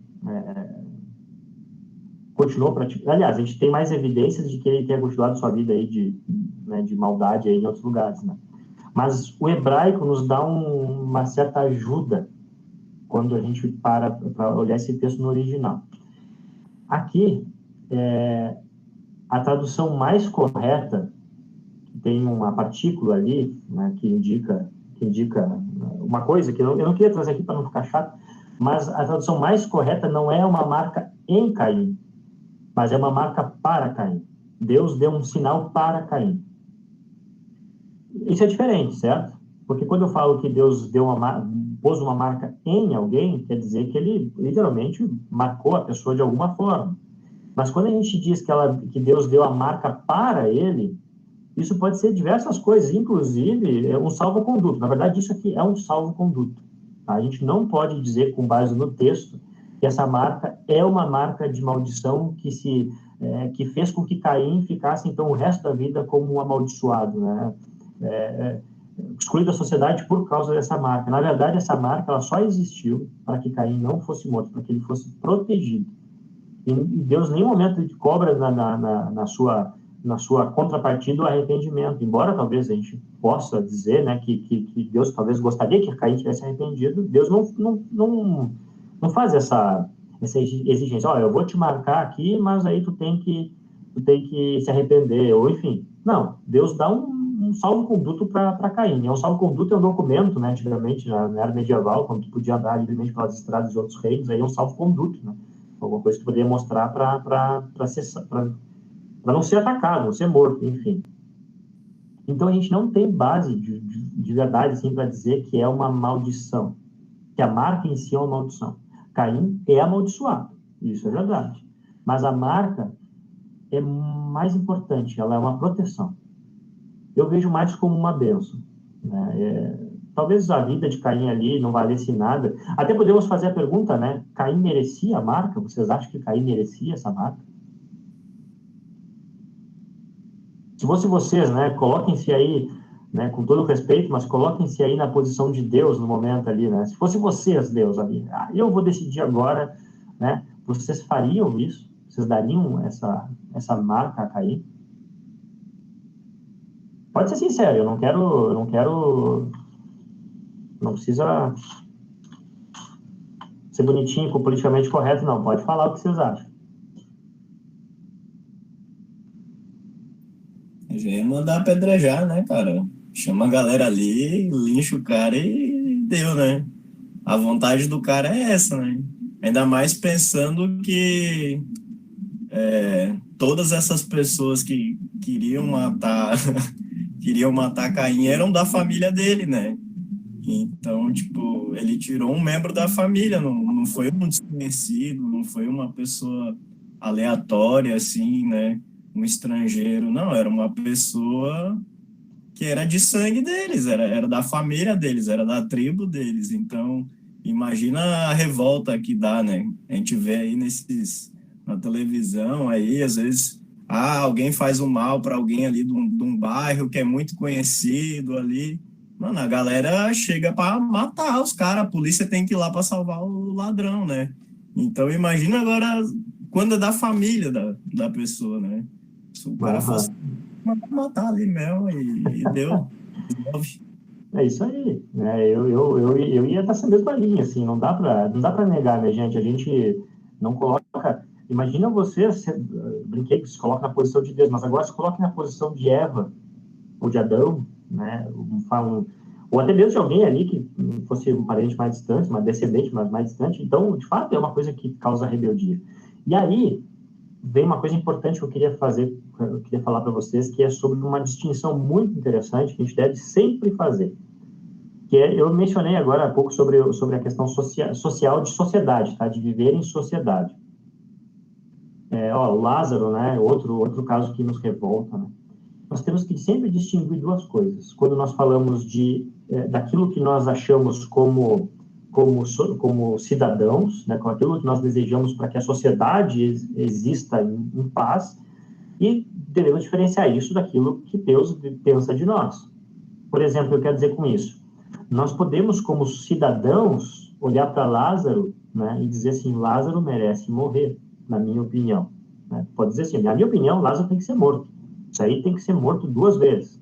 Né? Mas a gente não pode dizer assim, Lázaro não deve ser perdoado por Deus, se arrepender. A gente tem que distinguir. Né? Nós podemos ter nossas opiniões, né? Cada um tem as suas, em diversos assuntos, né? Sobre punição, sobre não sei o quê. Nós podemos dizer assim, Caim deveria ser morto, apedrejado, enforcado, preso o resto da vida. Né? Poderíamos dizer isso como cidadãos. Mas a gente nunca pode dizer assim, Deus não perdoa ele porque ele não merece. Ora, se nós fôssemos pensar nesse sentido assim, de pecador, de ser pecador, o pior pecador, a gente sempre for fazer a escala de pior pecador, a gente tem que estar sempre na primeira fila. Quando eu paro para pensar quem peca mais, eu tenho que estar lá em primeiro lugar.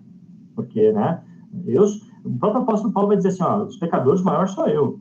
A gente não, nesse sentido assim que eu digo assim, ser humano, Deus, ser humano, o pecado não tem realmente grau, isso a gente sabe, né?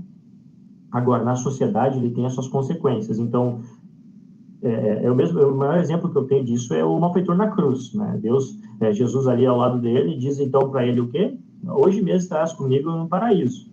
Aí Jesus vai lá e solta ele da cruz e deixa então ele viver ali sua vida feliz. Ele faz isso? Não. O malfeitor segue pagando pelos seus atos num nível social, num nível aqui de cidadania, não sei como usar a melhor palavra, mas nesse nível aqui, horizontal, terreno.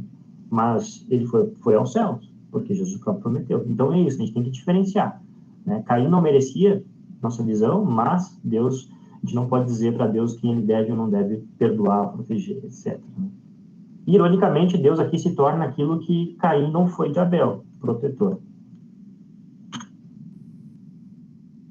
E aí, para confirmar aquilo que eu estou falando sobre a questão de ser uma bênção, né, nós podemos ver outros usos desse termo, essas marcas e sinais que aparecem outras vezes no texto bíblico.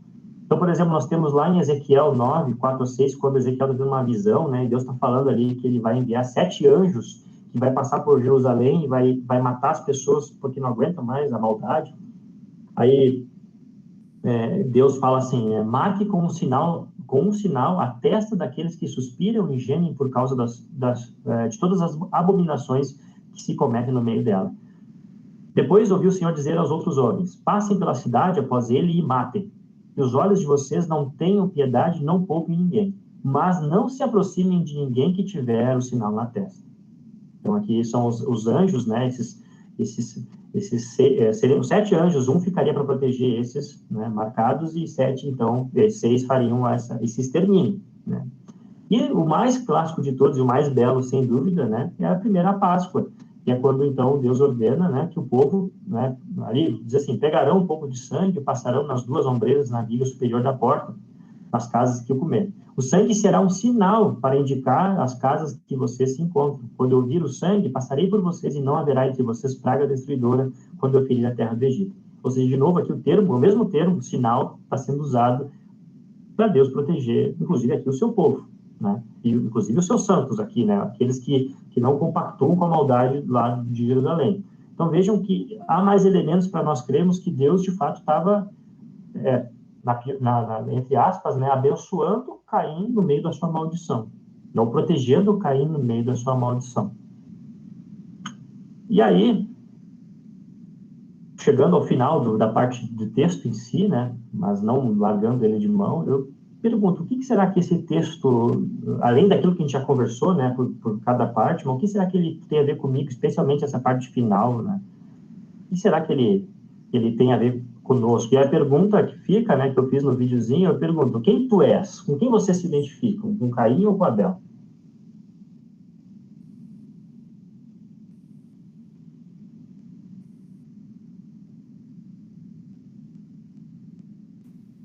Às vezes um, às vezes outro. Os dois. Uhum.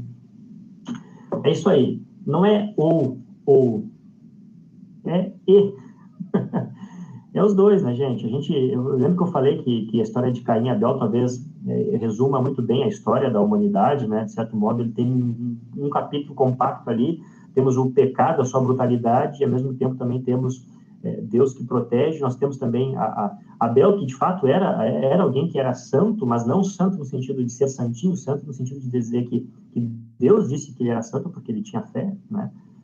Então, de fato, nós temos o Caim e nós temos o Abel dentro de nós. Nós temos o Caim representando talvez o nosso pecado, e há quem diga, mas eu nunca matei ninguém, nunca matei meu irmão, nunca mataria meu irmão. Beleza, mas Jesus vai dizer que aquele que no seu coração aí odiar alguém, aliás, aquele que odiar alguém no seu coração já está matando, né? Então, claro, no nível social não se compara o peso das coisas, mas para Deus o pecado é semelhante. Nós constantemente matamos pessoas no nosso íntimo, né? Nós odiamos, nós somos orgulhosos, egoístas e, né, enfim, não mereceríamos nada de bom vindo de Deus, e ao mesmo tempo somos Abel, porque nós temos a fé.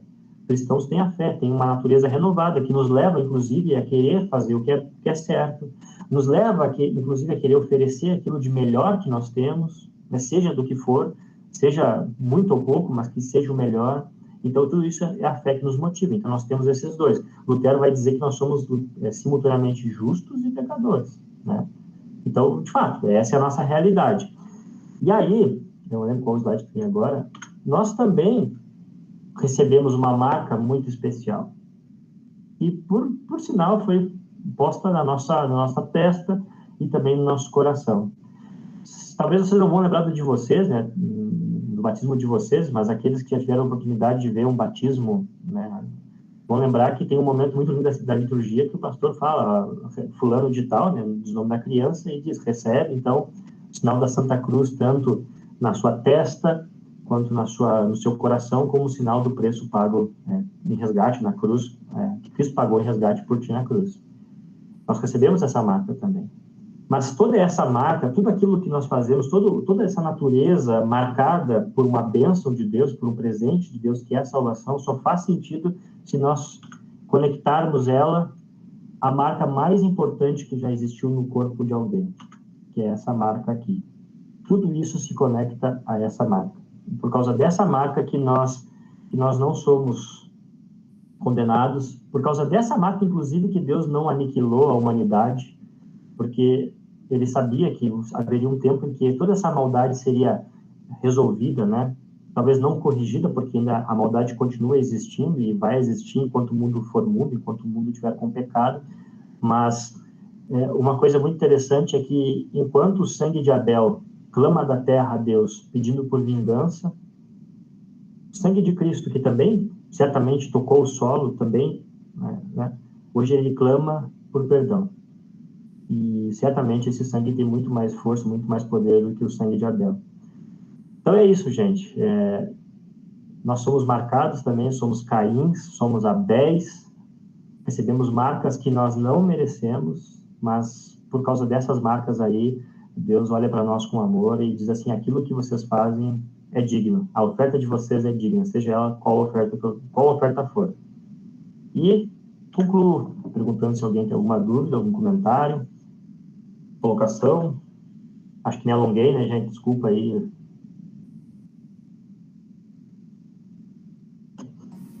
Coisa boa acabar com o evangelho. Hein? É bom, né? É bom, que legal. Da Gabriele aqui, Jordan.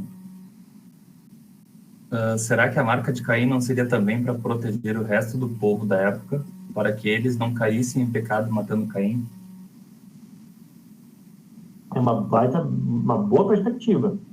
De certo modo, Deus protege também aquele agressor, porque quem o matasse seria punido 7 vezes mais. É um aviso que Deus dá. É uma via de mão dupla, de fato. Tá certo? Ele protege Caim, né, que não vai ser morto, mas também protege aquele que cometeria o crime. De fato. Preservando a criação, né? Exatamente. Até hoje. Né? Gente, mais alguém? De nada. Mais alguém? Eu acho sensacional, assim, várias histórias bíblicas, né, que a gente vê aí de ícones do pecado, né, por assim dizer. A gente nunca tem um avará, assim, né, na Bíblia. E Caim foi pro inferno, né? A gente não sabe, cara. Não tem como a gente dizer que ele foi pro inferno, né? Vai ver ninguém pode dizer que não, né? Mas vai saber se com esse tempo que Caim teve aqui na Terra, se ali no último suspiro dele, ele não se arrependeu, né? E ninguém nunca soube disso, né? Então é fantástico, assim, pensar nisso, né? Porque é uma misericórdia de Deus que foi ali alcançada numa pessoa que, ali no tempo dela, ela era o pior dos pecadores, né? Não tinha ninguém que havia cometido um pecado daquele tamanho, daquela proporção, e mesmo diante desse pecado, Deus, ele não castigou imediatamente ali, né, com olho por olho, dente por dente, né, não matou ele, preservou a vida dele, e o fim dele é um mistério, né? Ninguém sabe se ele foi para o céu, foi para o inferno, e nem tem como a gente saber, né? Às vezes a gente quer tanto julgar as pessoas, né? Ver um cara ali sendo preso porque matou tantas pessoas, isso, aquilo, e o cara já, não, isso aí tem que queimar no inferno e tal. Mas, cara, né? Por que ele não pode se arrepender, né? Deus tem um propósito dele para tudo. Talvez Deus usou até esse assassino aí para encerrar as horas de vida dos caras ali que foram assassinados, né? Deus faz as coisas de jeito que a gente acha absurdo, né? Mas é legal esse sentimento de não saber como é que a história de fato termina, né? E nem cabe a gente julgar como ela termina, só Deus sabe, e é só com ele isso aí.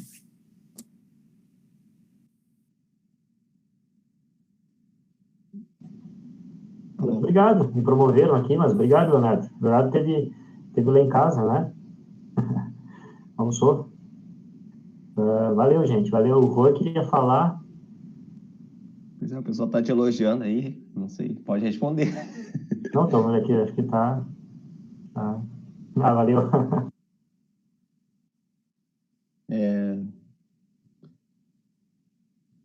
Eu queria falar 2 coisas ainda. Uma só rapidinho quanto é isso que o pastor falou aí. Eu vou achar muito legal se chegar no céu e o Caim estiver lá. Eu estava pensando nisso ao longo do estudo, assim, né? E tomara que ele esteja lá, vai ser muito legal de encontrá-lo, né? Mas esse é o ponto, né?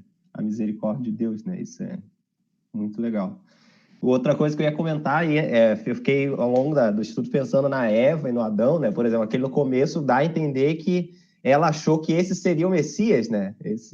O Caim ia ser o Messias, e aí ele vai e mata e faz um pecado grotesco, vamos dizer assim, né? O pecado entrou e eles começaram a brigar e tal, essas coisas que nem é relatado na Bíblia, mas a Bíblia relata o quê? Esse pecado, que foi matar claro, arrogância perante Deus, né? Mas o matar o irmão, né? Então, ela achou que era o Messias, né? Ou talvez achou que já era o Messias, e aí esse que ela achou que poderia ser o Messias, mata. Então, a Eva, né, e o Adão, deve ter sido um choque para eles, não sei, pode ter sido. Então, eu fiquei pensando nisso, com essa relação, assim, né, para eles dois.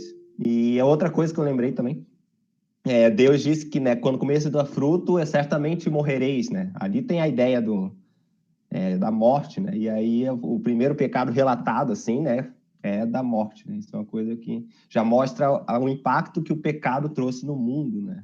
Na criação de Deus. Então, são coisas que eu fiquei pensando ao longo do estudo. Mas foi muito bom o estudo, Jorge. Parabéns. Valeu, Juan. Valeu mesmo.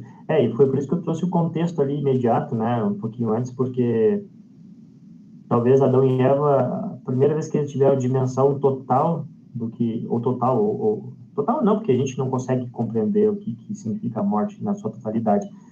Mas acho que a primeira vez que eles tiveram, assim, sentindo na pele o que é a consequência daquela mordida que eles deram, foi aqui. A gente não sabe se outra pessoa morreu antes, o texto bíblico não fala, né? Mas, com certeza, eu acho que seria digno de menção se outra pessoa teria morrido. Então, é bem justo de pensar que Abel foi o primeiro a morrer e primeira geração, tipo assim, filho de Adão e Eva já sofrendo as consequências daquilo que eles fizeram. Então, é triste, pesado. Fabiano? Então, Jordan, primeiramente, obrigado pelo estudo, muito boas conexões, fez refletir bastante aqui, partes do texto eu nunca tinha parado para pensar, e agora eu vou começar a ler diferente, vou olhar diferente. Você falou no início lá, né, sobre a cultura nórdica, né, e todas as culturas pagãs, de alguma forma tentar agradar os deuses, né, e ali entra a questão da gordura, que muitos sacrificam animais com gordura, né, para agradar esses deuses.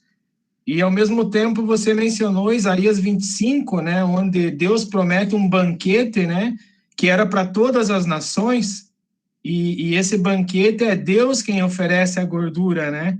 Então, é o contrário, o que o ser humano faz de baixo para cima, é Deus quem faz de cima para baixo e oferece esse banquete, né? Então, a gordura representando o que é o melhor do animal oferecido a Deus, a gente vê em Isaías 25 que é Deus quem oferece o melhor que ele tem para o ser humano. E olhando para esse texto e essas conexões, eu não pude deixar de pensar na Santa Ceia, né? Que é o banquete celestial, onde Deus oferece esse banquete gorduroso já e agora aqui na Terra, né? Não é numa perspectiva escatológica, ou seja, uma expectativa que nós temos para a ressurreição. Nós temos esse banquete já a cada domingo no culto, né? E isso, cada vez a gente participar da Santa Ceia, você lembrar disso, pensa, Deus está me dando o melhor que Ele tem aqui e agora, e eu tenho isso de graça, né? É uma outra visão da gente participar da Santa Ceia, pensando nesses textos e nessa reflexão que você trouxe para a gente hoje. Legal, Fabiano, valeu aí pelas colocações, de fato, né? A oferta que a gente oferece sempre é imperfeita, né? Mesmo na melhor das intenções, aquilo que a gente gostaria de oferecer a Deus, a gente não consegue, né? Então, para resolver a situação só tinha um jeito, é quando Deus vem, então, e Ele faz o que deve ser dito, inclusive a própria oferta, né? A oferta perfeita, a única oferta perfeita que paga por alguma coisa é a oferta que o próprio Deus fez do seu Filho. Essa é a única oferta perfeita, cuja qual nós temos, então, esses reflexos, tanto o batismo, né, quanto a própria Santa Ceia, como mencionaste, né? Eu sempre, quando era mais jovem, eu confesso para vocês, que quando falavam que a Santa Ceia era um banquete, eu ficava meio decepcionado. Eu não posso negar isso. Eu sempre pensava, puxa vida, se aquilo é banquete, imagina o aperitivo, então, né, porque é um pãozinho, um vinhozinho, mas isso... Não, eu falo sério. Então, a perspectiva desse banquete físico que nós temos aqui, ela nos limita a entender o que de fato representa a Santa Ceia, né? É um banquete espiritual, que é quando nós reforçamos aquela marca que nós recebemos no batismo, né? E nós nos juntamos, então, como diz a nossa liturgia, aos anjos, arcanjos, toda a companhia celeste, né? E juntos, naquele momento, nós louvamos ao nosso Deus. É um prenúncio daquilo que vai acontecer no céu, né? É muito especial Deus é generoso conosco, né? Ele oferece banquete, ele oferece muitos modos de nos perdoar, né? batismo, Santa Ceia, perdão todo domingo, né, que nós recebemos. E eu gostaria de agradecer ali os comentários, né, gente? Obrigado aí pelos comentários aí sobre o estudo. Obrigado ao Felipe aí, especialmente pela bênção que ele desejou ao ministério, né? Obrigado. Amém. Que Deus abençoe a todos nós. E tô aí. Valeu pela oportunidade. Quando quiserem e der, né, tô à disposição. Quero ser mais breve na próxima vez, né? Não necessita ser mais breve, não, Jordan. E acho que a Mayara trouxe outra reflexão, né? Se Adão e Eva ficaram se sentindo mal depois, né? Pelo filho ter cometido esse pecado. Isso é outra coisa que gera discussão, polêmica, dúvida, enfim. Com certeza. Realmente, eu li e depois não esqueci de mencionar, mas de fato, né? Foi o que a gente comentou antes, né? Assim, poxa, é por culpa deles. Não deixa de ser. As únicas pessoas que tinham livre-arbítrio, de fato, para escolher fazer o bem ou fazer o mal, eram eles. Nós hoje não temos esse mesmo livre-arbítrio, nós não podemos escolher fazer o bem ou fazer o mal, porque a gente não consegue. A gente está entranhado do mal de tal forma que não fazer o mal não é uma opção, né? O pecado está em nós. E da mesma forma, então, a gente nasce com esse mal, a gente não conhece a realidade de não ter ele, então poder escolher de fato pelo bem. Né? E eles, então, fazem essa burrada, e aí, primeiro a sofrer a consequência, é o seu filho. A consequência é a última, né? Claro, porque eles foram expulsos também, né? Legal, Jordan. Obrigado, cara. Tenho certeza que todo mundo gostou. E as conexões, assim, com o Evangelho também no final, que para mim é maravilhoso, muito bom. Gente, aqueles que puderem vão abrindo a câmera, então eu vou dar o print. Em seguida, o print, eu vou pedir para o Jordan nos conduzir para uma oração. Tá bom, Jordan? Vou fazer a contagem aqui, vou esperar 5 segundinhos. 5, 4, 3, só isso. Não é ninguém. 3, 2, 1. Prontinho, gente. Jordan, por gentileza. Então tá, falamos com Deus em oração, então. Todo-Poderoso e Eterno Deus, te damos graças, Senhor, acima de tudo, porque a tua bondade e a tua misericórdia superam em muito a nossa maldade. Quando nós olhamos para o que nós fazemos, olhamos para o que as pessoas fazem, nós logo pensamos que não merecíamos nada de bom vindo de ti, mas ainda assim tu ofereceste a vida do teu próprio filho, que com suas marcas, causadas por aqueles pregos na cruz, e também por aquela lança do soldado, pagou por esses nossos pecados, e agora nós recebemos uma marca muito especial, tanto do nosso batismo, que é reforçada na Santa Ceia, e também nos é dado o perdão culto após culto, domingo após domingo, diariamente, tu nos ofereces esse perdão.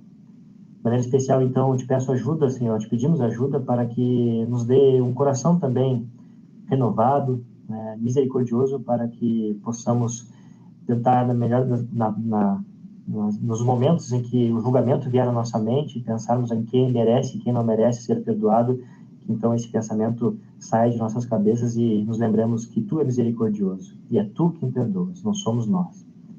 Por isso, Senhor, te pedimos então esse coração renovado através da ação do teu Santo Espírito, e te pedimos ajuda então no nosso dia a dia para vivermos essa fé. Abençoa nosso descanso, nossa noite, dá-nos aí uma noite de descanso para que amanhã possamos acordar para nossas diversas atividades, renovados e com a tua companhia durante o dia. É o que nós te pedimos em nome de Jesus. Amém.